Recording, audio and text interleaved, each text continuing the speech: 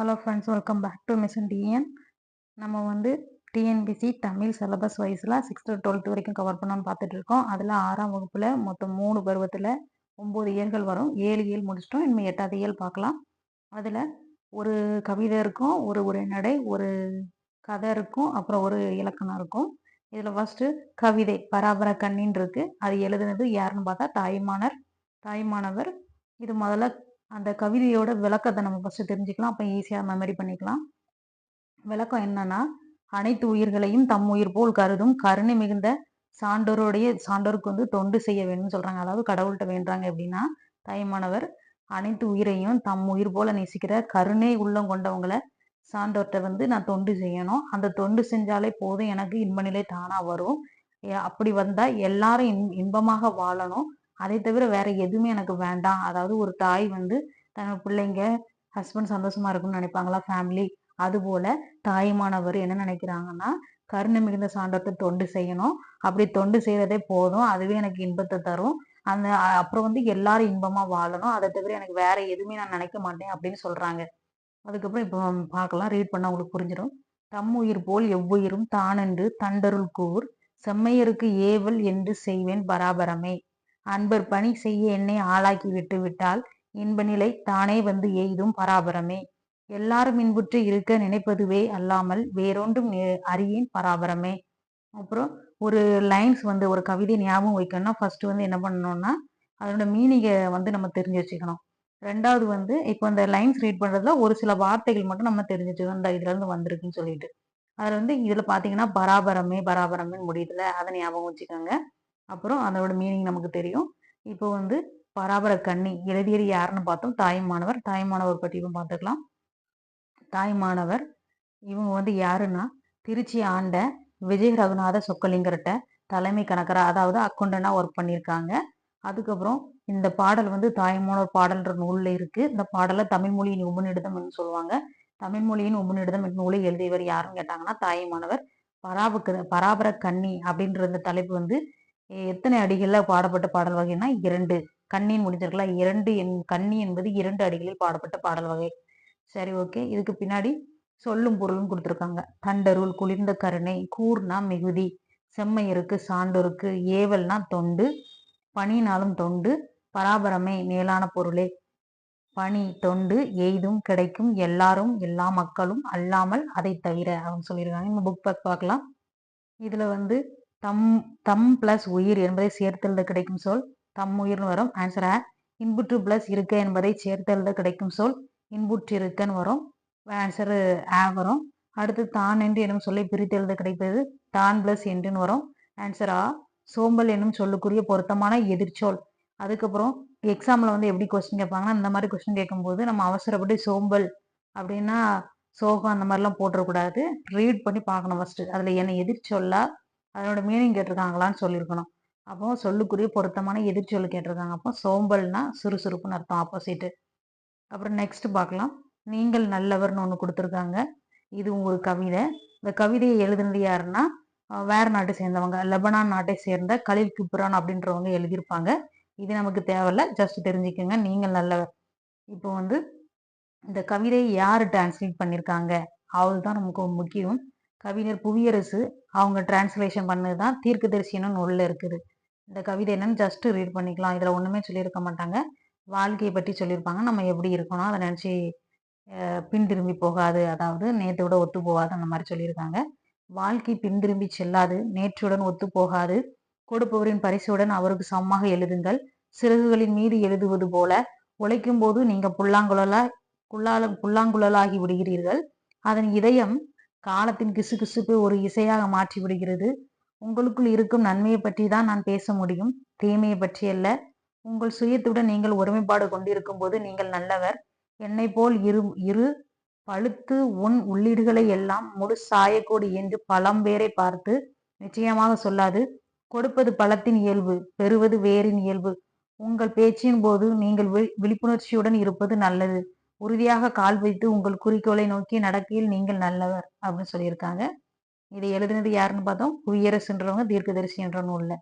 அப்புறம் இதுல மீனிங் கொடுத்துருக்காங்க. சொல்லும் பொருளும் சுயம்னா தனித்தன்மை, உள்ளீர்னா உள்ளே இருப்பவை. அதுக்கப்புறம் இதுக்கு புக் பேக் கொடுத்துருக்காங்க. பரிசு பெறும்போது நம்ம மனநிலை எப்படி இருக்கும்? நம்ம அச்சீவ் பண்ணும்போது மகிழ்ச்சியா இருக்கும். வாழ்வில் உயர கடினமாக நம்ம எஃபோர்ட் போடணும், உழைக்க வேண்டும். அடுத்தது என்ன குடுத்துருக்காங்கன்னா, அடுத்தது வந்து ஒரு ஸ்டோரி குடுத்துருக்காங்க, நாடகம். "பசிப்பினி போக்கிய பாவை" அப்படின்னா ஒண்ணுமே இல்ல. மணிமேகலை கதை, அந்த பாத்திரம் இருக்குல்ல, அமுத சுரப்பி கதைய தான் சொல்லியிருப்பாங்க. நாடகத்த ஃபர்ஸ்ட் பார்க்கலாம்.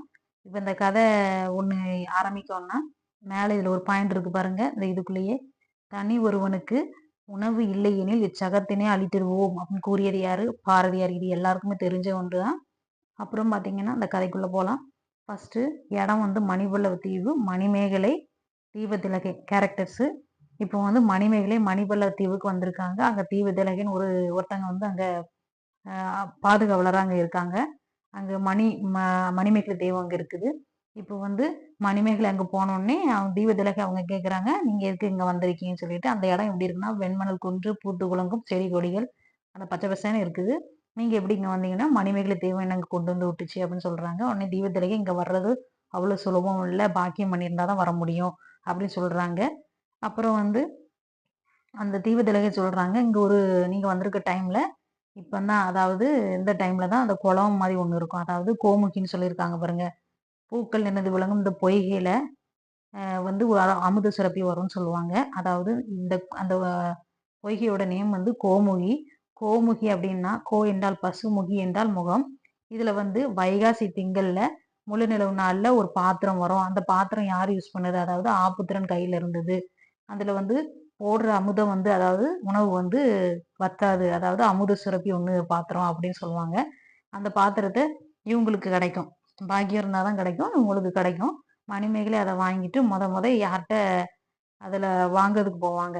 யாரு முதல்ல அதுல போடுறாங்கன்னா, அவங்க வந்து நல்லவங்களா இருக்கணும். அப்போ வந்து அதுல போட போறது யாருன்னு பார்த்தீங்கன்னா, ஆதிரைன்ற ஒருத்தங்க அதுல பிச்சை போடுவாங்க. அவங்களும் கேட்பாங்க. அவங்ககிட்டயே அவங்களோட இன்ட்ரோடக்ஷன் சொல்லுவாங்க. "நீங்க யாருன்னு?" கேட்டதுக்கு, "நான் கோவலன் மாதவி மகள்" அப்படின்னு சொல்லிட்டு.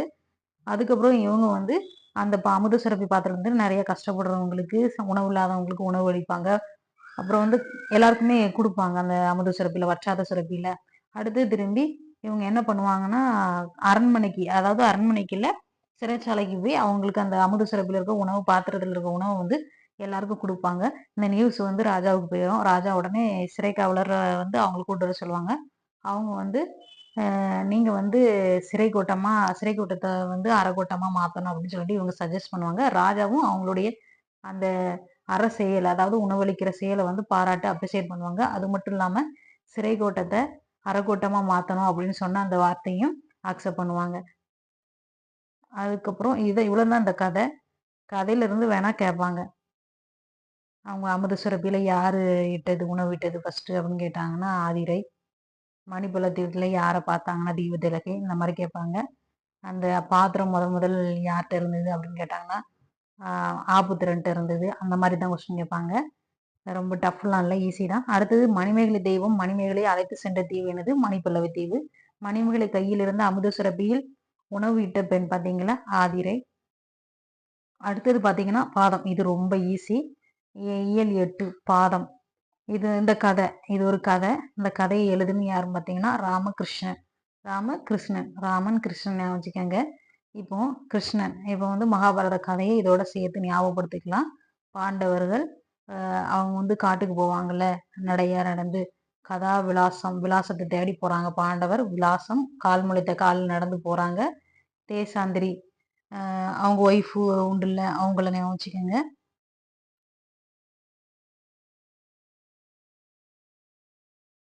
இப்ப பார்த்தீங்கன்னா, கிருஷ்ணன் எழுதுனது பாதம்ன்ற இத, பாண்டவர்கள் பாதம், கால்ல நடக்குறாங்க. பாதம், கால் முளைத்த காலால நடக்குறாங்க. விலாசத்தை தேடி காட்டுக்குள்ள போறாங்க. தாவரங்கள் அந்த இதுக்குள்ளோடி. தேசாந்திரி யாருன்னா திரௌபதி அப்படின்னு வச்சுக்கோங்க. இதெல்லாம் சேர்ந்தது தான். இதை எழுதுனது யாரு? ராமகிருஷ்ணன் எழுதுனவங்க. இதை வந்து ஜஸ்ட் சும்மா அப்படி எடுத்து ஒரு கதையா கோர்வையா கொண்டு வந்தோம்னா நமக்கு ஞாபகமா ஈஸியா இருக்கும். இப்ப பார்ப்போம். ராமகிருஷ்ணன் அவங்க எழுதின கதை வந்து உபபாண்டவம், பாதம், கால் முளைத்த கதைகள், கதாவிலாசம், தேசாந்திரி, தாவரங்களின் உரையாடல் அப்படின்ற நூல்ல தான் இதெல்லாம் இருக்குது. ஓகே. அதுக்கப்புறம் பார்த்தீங்கன்னா, பெயர்ச்சொல், இலக்கணம். இலக்கணம் பார்த்தீங்கன்னா, இது ரொம்ப ஈஸி. மரம், பள்ளிக்கூடம், சித்திரை, இனிப்பு, பாடுதல் ஆகிய சொற்களை கவனியுங்கள். இது ஒண்ணுமே இல்லை, கன்ஃபியூஸ் பண்ணிங்கன்னா பெயரை குறிச்சிச்சு அப்படின்னாலே நம்ம வந்து பெயர் சொல்லுன்னு சொல்லிடுவோம். இதோட முடிஞ்சா இந்த பெயர் சொல்ல ஒரு 6 வகையா சொல்றாங்களாம். அதாவது 6 இப்படி படிச்சிருங்க. பொருள், இடம், காலம், சினை, பண்பு, தொழில்னு சொல்லிட்டு படிக்கிறாங்க. அதுல வந்து பொருள் பெயர் அப்படி அதுலயே இருக்கு பாருங்க. பொருள் பெயர் அப்படின்னு சொன்னா பொருளை குறிச்சா அது பொருள் பெயர். அது உயிருள்ளதா இருக்கலாம், உயிரற்றதாக இருக்கலாம். மரம், செடி, மயில், பறவை, புத்தகம், நாற்காலி எக்ஸாம்பிள் கொடுத்துருக்காங்க. இடம்னா பிளேஸை குறிச்சிச்சு அப்படின்னா அது இடப்பெயர். அதை பார்த்தீங்கன்னா சென்னை, பள்ளி, பூங்கா, தெரு, நம்ம வீடு, இந்த மாதிரி எல்லாமே.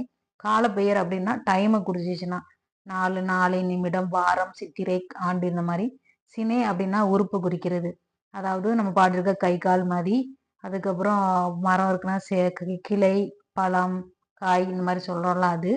அதுதாங்க பாருங்க பொருளின் உறுப்பை குறிப்பது. சினை பெயர் கண், கை, இலை, கிளைன்னு சொல்லியிருக்காங்க. பண்பு பெயர் அப்படின்னு சொல்லணும்னா ஒரு ஒரு வடிவம், கலரு, இந்த மாதிரி சொல்றது. அதை பாருங்க. இதுல பொருளின் பண்பை குறிப்பது பண்பு பெயர் வட்டம், சதுரம், செம்மை, நன்மை அப்படின்னு வச்சுக்கோங்க. தொழிற்பெயர்னா செயலை குறிக்கிறது. அதாவது தொழில படித்தல், ஆடுதல், நடித்தல். இது ஈஸியா இருக்கு பாருங்க. பொருள் பெயர் வந்து பொருளை குறிக்கும். இடம்னா பிளேஸு, காலம்னா டைமு, சினைனா உறுப்பை குறிக்கிறது, பண்புனா அதனோட வடிவம், அளவு, கலர்ஸ் குறிக்கிறது, தொழிற்பெயர்னா ஒரு செயலை குறிக்கிறது. அவ்வளோ நான் முடிஞ்சு இதோட முடிஞ்சு. அடுத்தது இடுகுறி பெயர், காரண பெயர்னு கொடுத்துருக்காங்க. இடுகுறி பெயர், காரண பெயர். இப்போ ஃபர்ஸ்ட் வந்து காரண பெயரை பார்த்துக்கலாம். அதுலயே இருக்கு பாருங்க. காரணம் கருதி வச்சிருந்தாங்கன்னா இப்போ பறவை பறக்குது, அதனால பறவைன்னு பேர் வச்சிருக்காங்க. அப்போ காரணம் கருதி வச்சதால அது காரண பெயர். இடுகுறி பெயர் அப்போ அது இல்லைன்னா அப்போ இதுன்னு வச்சுக்கோங்க. இடுகுறி பெயர் அப்போ என்னவா இருக்கும்? நம் முன்னோர்கள் பெயர் சொல்கள் அவை வழங்கும் அடிப்படையில சும்மா கேஷுவலா போற பாக்கல அவங்க வச்ச பேரா மாறி இருக்கு. அப்படி வந்து இதுதான் இடுகுறி பெயர் சொல்றான். அந்த இடுகுறி பெயரை வந்து 2 டைப்பா பிரிக்கிறாங்க. பொது பெயர், சிறப்பு பெயர். இது ரொம்ப கன்ஃபியூஸ்லாம் வேண்டாம். பொது பெயர் என்னன்னா ஒரு கூட்டத்துக்கு ஒரு பெயர் வைக்கிற மாதிரி வைக்கிறது. அதாவது மரம் அப்படின்னு சொன்னா அதுக்குள்ள எல்லாமே வரும். மாமரம், கொய்யா மரம், முருங்கை மரம், எல்லா மரமும் வரும்ல. அதாவது பொதுவா சொல்றது. அதாவது ஒரு இடுகுறி பெயர் அத்தன்மை உடைய எல்லா பொருளையும் பொதுவாக குறிப்பது இடுகுறி பொது பெயர். சிறப்பு பெயர்னா அந்த ஒரே ஒரு மரத்தை மட்டும் சொல்றது. மாமரம், கருவலங்காடு, இந்த மாதிரி சொல்லியிருக்காங்க பாருங்க. கரெக்ட். அடுத்தது காரண பெயர் சொன்னோம்ல, காரணம் கருதி வச்சோம்னா காரண பெயர் நாற்காலி, கரும்பலகை. அதுக்கப்புறம் இது வந்து காரண பொது பெயர்னா இதுவும் அதே போல பொதுவா சொல்றது. பறவை, அணி. பறவைக்குள்ள நிறைய பறவைகள் வரும்ல, அதனால பறவை, அணின்னு சொல்லியிருக்காங்க. சிறப்பு பெயர்ல பாத்தீங்கன்னா வளையல். வளையல் வந்து காரணம் கருதி வச்சிருப்பாங்களா, ஒரே ஒரு பொருளை மட்டும் தான் சொல்றாங்க. அணிகலன்னு சொல்லாம வளையல். அப்புறம் மரக்குத்தி. பறவையில ஒன்னே ஒண்ணு சொல்றாங்க. அப்போ சிறப்பு பெயர். அதுக்கப்புறம் பின்னாடி பாத்தீங்கன்னா இலக்கணத்துக்கு பின்னாடி ஒரு கவிதை ஒன்று கொடுத்துருக்காங்க. மலேசியாவை சேர்ந்த முத்தரையனார் அப்படின்றவங்க எழுதியிருக்காங்க. இதுல வந்து போம் போம்னு முடியும். இதான் அதனோட ஒரு சீக்ரெட் மாதிரி ஞாபகம் வச்சுக்கோங்க. போம் போம் முடிகிற கவிதை எழுதினாரு முத்தரையனார், மலேசியாவை சேர்ந்தவங்க. அன்பினில் இன்பம் காண்போம், அறத்தினில் நேர்மை காண்போம், துன்புறும் உயிர்கள் கண்டால் துரிசரு கனிவு காண்போம், வன்புகள் கொடையிற் காண்போம், வலிமையை போரில் காண்போம், தன்பிற உரிமையாக தமிழ் மொழி போற்ற காண்போம்னு சொல்லியிருக்காங்க. இதோட இது முடிஞ்சிருச்சு. இலக்கணம் முடிஞ்ச பிறகு ஒரு சில டாபிக்ல வந்து திருக்குறள் கொடுத்துருப்பாங்க. அதே மாதிரி இதுல திருக்குறள் கொடுத்துருக்காங்க. என்னன்னு பார்க்கலாம். அதுக்கு முன்னாடி கலைச்சொல் கொடுத்துருக்காங்க. அறக்கட்டளை அப்படின்னா ட்ரஸ்ட், தன்னார்வலர் அப்படின்னா வாலண்டியர், இளம் செஞ்சிலுவை சங்கம் அப்படின்னா ஜூனியர் ரெட் கிராஸ், சாரணர் சான்னிதழகம், ஸ்கவுட் அண்ட் கைட்ஸ், சமூக பணியாளர், சோசியல் ஒர்க்கர்ஸ். லாஸ்ட் அதுக்கு முந்தின எக்ஸாம்ல இந்த மாதிரி ஒரு வேர்டு கேட்டிருந்தாங்க. இங்கிலீஷ்க்கு தமிழ் மீனிங் கேட்டிருந்தாங்க. அதெல்லாம் கேட்க வாய்ப்பு இருக்கு, படிச்சுக்கோங்க. அடுத்தது 7-8ல திருக்குறள் கேட்டிருக்காங்க. இந்த திருக்குறள் பார்க்கலாம். அரண் வலியுறுத்தல் அப்படின்ற டாபிக் கீழே 2 கொடுத்துருக்காங்க. ஃபர்ஸ்ட் திருக்குறள் வந்து அந்த லைன்ஸை கேட்டு 12th எக்ஸாம்ல கேட்குற மாதிரி கேட்க மாட்டாங்க. மனத்துக்கண் மாசிலன் ஆதல் அனைத்தர ஆகுல டேஸ் அப்படின்னு கேட்க மாட்டாங்க. இப்போ வந்து என்ன கேட்பாங்கன்னா, உள்ளத்தில் குற்றம் இல்லாமல் இருப்பது சிறந்த அறம், மற்றவை எல்லாம் வெறும் ஆரவாரம். டேஸில் குற்றம் இல்லாமல் இருப்பது சிறந்த அறம்னு கேட்பாங்க. உள்ளத்துல குற்றம் இல்லாமல் இருப்பது சிறந்த அறம் அப்படின்ற மாதிரி கேட்பாங்க கொஸ்டின். மற்றவை எல்லாம் வெறும் ஆரவாரம். பாருங்க, மனத்துக்கண் மாசிலன் ஆதல் அனைத்தரன் ஆகுலம் நீர பிற. அடுத்தது பாத்தீங்கன்னா ஒரு 4 செயல் இல்லாமல் வாழ்வது வந்து அறமாகும் சொல்றாங்க. 4 செயல் இருக்கக்கூடாதுன்னு சொல்றாங்க. சாரி, இல்லாமல் வாழ்வது. அதாவது அழுக்காறு, அவாவகிளி, இன்னாச்சொல் 4ம் இழுக்காய் என்றது அறம். பொறாமை, பேராசை, சினம், கடுஞ்சொல், இந்த 4 இருக்கக்கூடாதான். அப்புறம் வந்து ஈகை கொடுக்கறத பற்றி சொல்லியிருக்காங்க. இல்லாதவருக்கு தருவது தான் ஈகையாம். இருக்கிறவங்களுக்கு கொடுத்தோம்னா அது எதிர்பார்த்து கொடுக்கறது அப்படின்னு சொல்லியிருக்காங்க.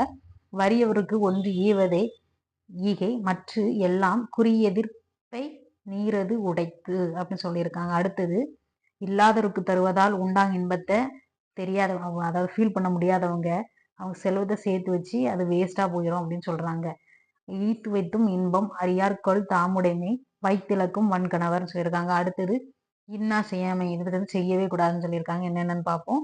நமக்கு துன்பம் நாடும்படி துன்பம், அதாவது இது என்னன்னா, ஒருவர் நமக்கு துன்பம் செஞ்சாங்கன்னா நம்ம வந்து திரும்ப துன்பம் செய்யாம அவங்களுக்கு நன்மை செய்து அவங்க வந்து அப்புறம் அவங்க ஃபீல் பண்ற மாதிரி உருவாக்கணும்னு சொல்றாங்கல்ல, அது அந்த ஃபீல் உருவாக்கணுமா. அதாவது நமக்கு துன்பம் செய்தவர் நாணும்படி அவருக்கு நன்மை செஞ்சோம்னா அதுவே அவருக்கு நமக்கு கொடுக்குற தண்டனை அப்படின்னு சொல்றாங்களாம். இன்னா செய்தாரை ஒருத்தல் அவர் நாண நன்மையும் செய்து விடல். அடுத்தது வந்து பிற உயிர், அதாவது பிற உயிர் வந்து துன்பம் அடையும் போது அதை வந்து தன்னுடைய துன்பமா கருதுனோம்னா நல்லது. அப்படி கருதலைன்னா அதனால அந்த மாதிரி இருந்தோம்னா நமக்கு அறிவு இருந்து வேஸ்ட்டுன்றாங்க. பிற உயிரின் துன்பத்தை நம்ம ஃபீல் பண்ணலைன்னா அறிவு இருந்து வேஸ்ட்டு. அறிவுனால் ஆவது உண்டோ பிரிதின் நோய் தன் நோய் போல் போற்றா கடை அப்படின்னு சொல்றாங்க. அப்புறம் வந்து நம்ம மனசு சொல்ற எந்த செயலுமே செய்யவே கூடாதான். இன்னைக்கு படிக்கணும்னு இருப்போம், படிக்காம வேஸ்ட் பண்ணிட்டு ரெக்ரெட் பண்றதை விட செய்யக்கூடாது அப்படின்னு சொல்றாங்க. சிறிதளவு கூட செய்யக்கூடாது. இணைத்தாலும் எண்ணாண்டும் யாருக்கும் மனத்தானம் மானா செய்யாமை தலை அப்படின்னு சொல்லியிருக்காங்க. அடுத்தது ஷேரிங் பற்றி சொல்லியிருக்காங்க. கொல்லாம் என்ற டாபிக்ல தம்மிடம் இருப்பதை பிற உயிர்களுக்கு பகிர்ந்து கொடுத்து காப்பாற்ற வேண்டும். அந்த ஷேர் பண்றதுதான் சில அறங்கள்ல சிறந்ததுன்னு சொல்றாங்க. பகுத்துண்டு பல்லுயி ஓம்புதல் நூலோர் தொகுத்தவற்றுள் எல்லாம் தலை. அடுத்தது பார்க்கலாம். பெரியாரை பிழையாம, பெரியார்கிட்ட வம்பு வச்சு கூடாதுன்றாங்க. என்னன்னா, ஆற்றல் உடையவர்களை நம்ம இகழக்கூடாது. அப்படி அவங்கள இகழாம இருந்தோம்னா என்னைக்காவது ஒரு நாள் நமக்கு அவங்களுக்கு ஹெல்ப் பண்ணுவாங்க அப்படின்னு சொல்றாங்க. தீங்குல இருந்து நம்மளே வழிகளுக்கு சிறந்த வழியாகும். அதுனா வம்பை இழுத்துக்கிட்ட மாதிரி அப்படின்னு சொல்றாங்க. ஆற்றுவார் ஆற்றல் இகழாமை போற்றுவார் போற்றலுள் எல்லாம் தலை. அடுத்தது தீயினால் சுடப்பட்டவர் கூட பிழைச்சிக்கலாமா, ஆனா பெரியவங்களுக்கு தீங்கு செஞ்சனா தப்பவே முடியாதாம். ஏரியால் சுடப்படினும் உய்வுண்டாம் ஒய்யார் பெரியார் பிழைத்தொழுகுவார்னு சொல்றாங்க. ஏழைகளுக்கு உதவி செய்வது டேஸ் ஆகும். ஏழைகளுக்கு உதவி செஞ்சா என்ன, ஈகை. பிற உயிர்களின் துன்பத்தை கண்டு வருவதே அறிவின் பயன் சொல்லியிருக்காங்க. உள்ளத்தில் குற்றம் இல்லாமல் இருப்பதே சிறந்த அறமாகும். இதோட இந்த இயல் முடிஞ்சிட்டு அடுத்த இயல்ல நம்ம பார்க்கலாம். தேங்க்யூ ஃபார் வாட்சிங். இதே மாதிரி வீடியோ உங்களுக்கு யூஸ்ஃபுல்லாக இருக்குது வேணும் அப்படின்னு சொன்னீங்கன்னா ஒரு லைக் போடுங்க. அதை வச்சு நான் நெக்ஸ்ட் வீடியோ போடணுமான்னு ஃபிக்ஸ் பண்ணிக்குவேன். தேங்க்யூ ஃபார் வாட்சிங்.